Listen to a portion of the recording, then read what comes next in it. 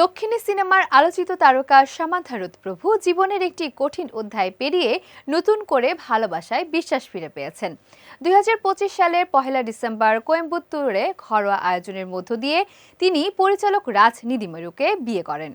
এর আগে অভিনেতা নাগা চৈতন্যর সঙ্গে বিচ্ছেদের সময় সামান্থা মানসিকভাবে ভেঙে পড়েছিলেন। তিনি নিজেকে বন্ধ করে ফেলেছিলেন এবং বিশ্বাস হারিয়েছিলেন।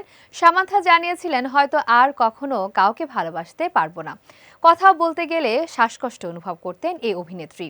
তবুও ভালোবাসার প্রতি তার বিশ্বাস পুরোপুরি হারায়নি। সেই বিশ্বাসই শেষ পর্যন্ত তাকে নতুন সম্পর্কে এগিয়ে যেতে সাহস জুগিয়েছে। বর্তমানে রাজের সঙ্গে তার সম্পর্ক শুধু দাম্পত্য নয়, গভীর বন্ধুত্বেরও প্রতীক। তারা একসাথে শরীরচর্চা, খেলাধুলা এবং দৈনন্দিন জীবন কাটাচ্ছেন। সামান্থা বলেন, এটি নতুন বিয়ের উচ্ছ্বাস নয়, বরং আমাদের স্বাভাবিক জীবনযাপনের অংশ। ২০২১ সালের বিবাহ বিচ্ছেদের সময় রাজি ছিলেন পাশে দাঁড়ানো সেই মানুষ, যিনি বন্ধুত্ব ও ভালোবাসা দিয়ে তাকে সান্ত্বনা দিয়েছেন। সামান্থা বলেন, তার সাহায্যে আমি আজ আরও ভালো মানুষ হতে পেরেছি। সম্প্রতি এক বন্ধুর মন্তব্য তাকে নতুন করে উপলব্ধি করিয়েছে নিজের পরিবর্তন।